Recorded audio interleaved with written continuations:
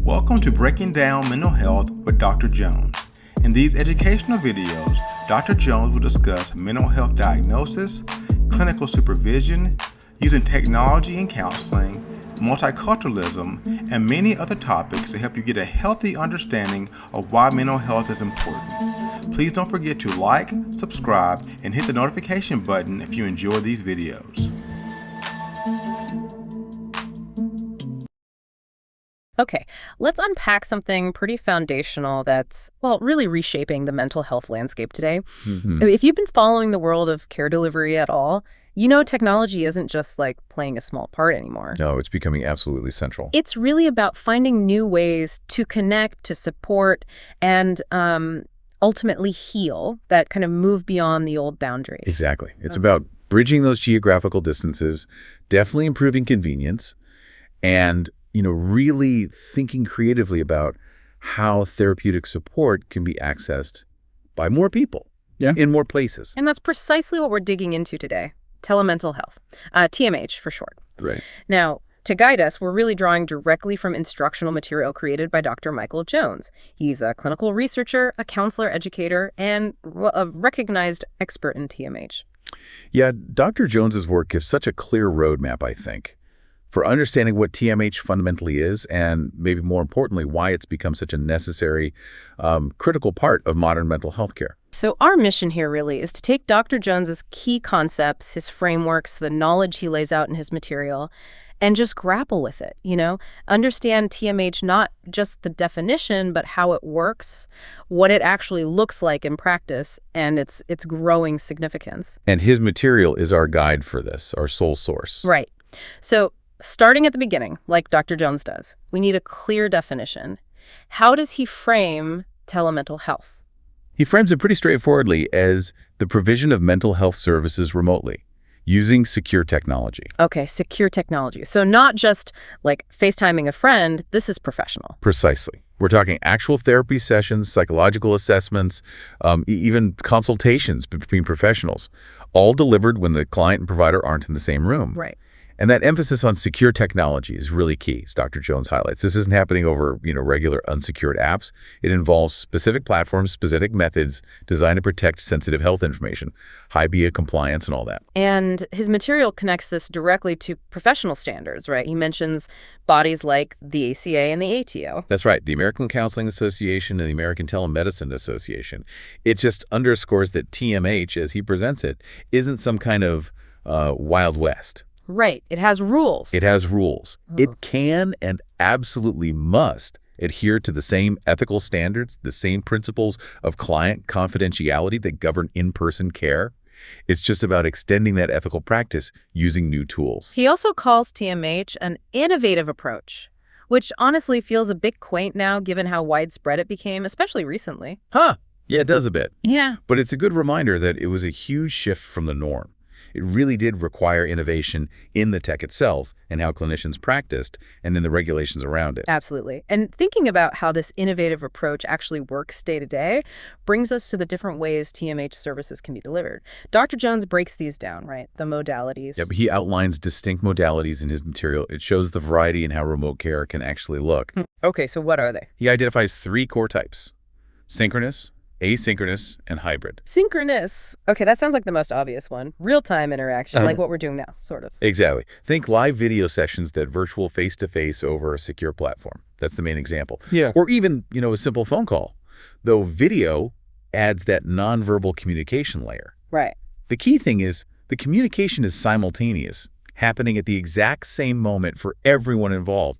It mimics that real-time feel of being in the same room. Got it. Then there's asynchronous, so the opposite, not real-time. Correct. This involves communication or engagement that doesn't happen at the same time. Dr. Jones gives examples like secure messaging platforms. Like texting back and forth, but secure. Sort of, yeah. Client and therapist exchange messages, maybe text, maybe voice notes, but not necessarily instantly. There might be a delay. Okay. Another example he gives is engaging with self-paced online programs like online CBT modules a client works through on their own schedule, not during a live session. Ah, okay. So the interaction happens, but maybe hours or even days apart sometimes. Exactly. And that non-real-time aspect has its own clinical considerations, pros and cons, things practitioners really need to think about. Makes sense. And the third one was hybrid, which sounds pretty self-explanatory. It is. It's just a mix. Yeah. Combining in-person sessions with some kind of digital or remote component. So, like, maybe you see your therapist in person once a month, but have video check-ins in between. Exactly that. Or maybe you use a mobile app your therapist provides to track moods or practice skills between your regular in-office sessions. Yeah. It complements the live therapy. So these different ways of doing it use all sorts of tech. Video platforms, phones, mobile apps, the internet itself. And Dr. Jones points out that because of this tech, TMH isn't stuck in the clinic, right? That's a huge point about its accessibility. TMH can be delivered, not just from a hospital or clinic, but potentially right from a client's home, maybe a school counselor's office, a community center, wherever is private and secure enough. That flexibility in where you get care seems massive. It is. Enabled by these different modalities, it's a huge part of TMH's impact. What's also really interesting, and Dr. Jones covers this, is how the language has changed. The terms people use. Oh yeah, the evolution of the terminology. It tells a story in itself. So what was the original term? According to his material, it was telepsychiatry. Telepsychiatry. Okay, sounds very specific. Just for psychiatrists. Pretty much, yeah. Yeah. Historically, that term referred specifically to things like psychiatric evaluations, managing meds, consultations done remotely, mostly via video, and primarily by psychiatrists. It was a narrower scope, really reflecting that early adoption within the medical side of things. But obviously, things expanded. Massively. As remote care started proving itself, effective and the tech got better, more accessible, other mental health pros jumped in. Psychologists, counselors, therapists, social workers. So they needed a bigger umbrella term. Exactly. And that's where telemental health, or TMH, came in. Dr. Jones's material explains it emerged as this much more inclusive term. It covers that whole wider range of mental health services, therapy, counseling, assessment, support, and crucially, it reflects the multidisciplinary nature of who's providing the services remotely.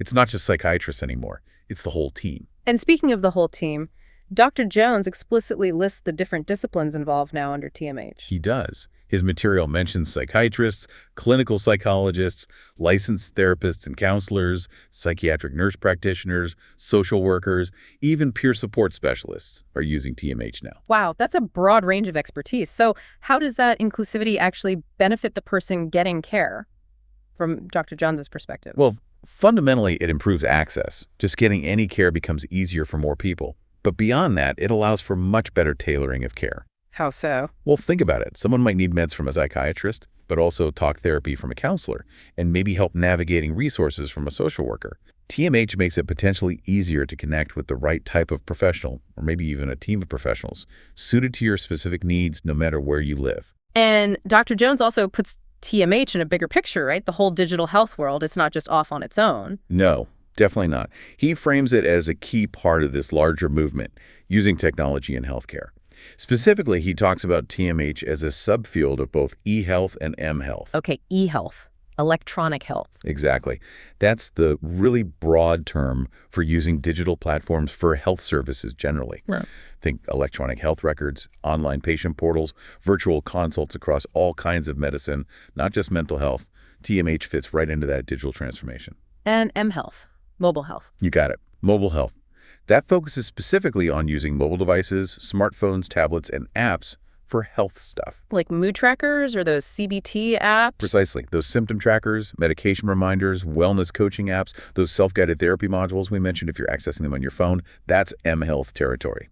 So TMH is kind of sitting at this intersection of broad healthcare digitization and specific mobile tech use. What's the advantage of seeing it that way? Well, Dr. Jones's perspective seems to be that this integration helps make care more scalable, easier to deliver to way more people. Makes sense. It boosts accessibility by connecting care to the tech people already use every day. And, maybe really significantly, it makes care potentially more data-driven. Collecting data from the apps and interactions. Potentially, yeah. Allowing for analysis that could maybe personalize treatment more or track outcomes better over time. It really positions TMH as part of this ongoing wave of health innovation. Which leads us straight into the public health impact, which Dr. Jones really emphasizes in his material. TMH isn't just about convenience for one person. It's got big implications for populations. Oh, the public health role is huge. Yeah. He points out pretty clearly that it significantly increases access to mental health care. And that's, a massive challenge worldwide. Absolutely. You think about people in rural areas or folks with mobility limitations or just places where there aren't enough specialists. Exactly. TMH helps bridge those geographical gaps, socioeconomic divides too, and just the plain scarcity of certain providers in certain areas. Dr. Jones also notes it can help reduce stigma. How so? Well, for some people, getting help from the privacy of their own home just feels less daunting, less visible than walking into a clinic. That makes sense. And it offers solutions that are scalable and flexible, right? Easier to roll out more broadly. Which is vital for tackling large-scale public mental health needs. His material specifically mentions how crucial it was during crises, like the COVID pandemic. Remember how suddenly in-person care just stopped or was severely limited? Yeah, absolutely. TMH allowed so many essential services to continue. It really showed its resilience and its public health value in just keeping support systems going when the traditional ways got disrupted. Okay, so the benefits are really clear, really compelling. But Dr. Jones's material doesn't just paint a rosy picture, right? It gets real about the challenges and the things you really have to consider. It's not just plug and play. Definitely not. The sources are clear on that. There are several key hurdles. One really big one is navigating licensing laws. Ah, the cross-state line issue. Exactly. It can get incredibly complex when a client is in one state and the provider is in another. Which license counts? Are you allowed to practice there? It's tricky. And insurance, reimbursement, that's always a thing. Yep. Making sure TMH services are actually covered by insurance and that providers get paid properly is crucial if this is going to be sustainable. And then there are the practical things too, like technology failures. Like your internet cutting out mid-session. Right. What's the backup plan? And of course, ensuring really robust privacy and data security measures are always in place. Protecting client info in a digital space is paramount. And just for the clinicians themselves, there's a learning curve, right? Adapting skills. Oh, absolutely. Building that therapeutic relationship, that rapport through a screen. It requires adapting clinical skills. It's not always intuitive. Which brings us to the ethics. Dr. Jones flags some core ethical and legal points that practitioners need to constantly think about with TMH. Yeah, these are fundamentals for any therapy, but they take on maybe new layers in the digital world. Like what specifically? Well, licensure, like we mentioned, really confirming you're legally allowed to provide care where the client is. Confidentiality, understanding the security risks of platforms, how to mitigate them, Okay. and informed consent. Making sure clients truly get the unique aspects of TMH, the tech involved, the privacy risks, what happens if there's an emergency, backup plans for tech issues before they agree to start. These aren't just one-time checkboxes. They need ongoing discussion. It really helps to see how this all plays out in a real situation. Dr. Jones includes a case example in his material, doesn't he? He does, the case of Maria. She's described as a 36 years old, bilingual, mother of two, living in a rural area. And facing some pretty big practical hurdles to getting care. Huge hurdles. Limited local providers because she's rural. A 4-hour round-trip commute to see a therapist. 4 hours. Wow. Yeah. Plus needing childcare, plus work. Attending regular weekly therapy in person was just basically impossible for her. Traditional care was pretty much off the table. So how did TMH help Maria in this specific example? Her local clinic introduced her to therapy via video conference, specifically cognitive behavioral therapy, or CBT, delivered through video. So she could do it from home. Exactly. It completely removed those logistical barriers. No 4-hour commute, easier to manage childcare. She could actually attend weekly therapy. And what were the results for her? The material mentions outcomes. It does. And they sound quite positive. Within just 6 sessions using TMH, Maria apparently experienced a reduction in her anxiety symptoms. That's pretty fast. Yeah. She reported better work attendance. Presumably her anxiety and the stress were impacting that. And she felt more engaged with her family. And crucially, Maria herself said she felt more in control. That phrase, more in control, really stands out. It speaks to that empowerment when you remove those external roadblocks. It really does. And the case also mentions she valued the flexibility, obviously, but also the cultural sensitivity, specifically getting care in her native language through this format. Ah, so TMH isn't just about the tech. It can actually help facilitate culturally responsive care, too. Exactly. Her story is just a powerful illustration of how TMH can directly tackle those real-world barriers we talked about. And Dr. Jones uses Maria's case not just as a success story, but to prompt deeper thinking, right? He includes reflection questions. He does. Like, he asks how offering services in Maria's native language might have specifically influenced her engagement and outcomes within the telemental health setting itself. Interesting angle, the intersection of language, culture, and the digital platform. Exactly. And another question he poses is why video conferencing, specifically, might have been effective for Maria. And what should clinicians think about when recommending that format versus, say, phone or messaging? So thinking about which modality fits best, not just if TMH fits. Right. Understanding that maybe synchronous video offers things that asynchronous messaging doesn't, especially for certain therapies like CBT, where you might want that real-time interaction and nonverbal cues. And the most direct question he raises based on her case. What traditional barriers did she face, and how did TMH specifically help overcome them? Her story really sums up that core access benefit of TMH. Yeah, it really does. So looking back at Dr. Jones's material overall, his positioning of telemental health becomes really clear. It's definitely not presented as just a temporary fix or some niche thing. No, he presents it as versatile, definitely evidence-based now, or increasingly so, and fundamentally, well, necessary for modern mental health care. It's framed as a critical step forward, making care more accessible and also potentially more integrated and data-driven, like we discussed. It feels foundational for the future, not just like an optional add-on. Right. And his material does point towards that future, emphasizing that, while TMH has come incredibly far, we still need more research. Continued empirical research. Especially for diverse populations, right? Yes. And in different global contexts like low and middle income countries where the need for access is just immense. Exactly. And he notes the field is still changing fast. Mobile apps are getting more sophisticated, becoming real tools, and those hybrid models mixing in-person and remote, they'll likely become even more common. The evolution isn't over, not by a long shot. So as you, our listener, reflect on this deep dive into Dr. Jones's insights, everything from the basic definition and the different ways TMH works to how the field evolved, its public health impact, the challenges still remaining, and stories like Maria's what specific challenge or maybe opportunity within telemental health strikes you as the most critical thing to focus on right now. As this field keeps evolving so quickly, what do you see as the most important frontier for TMH?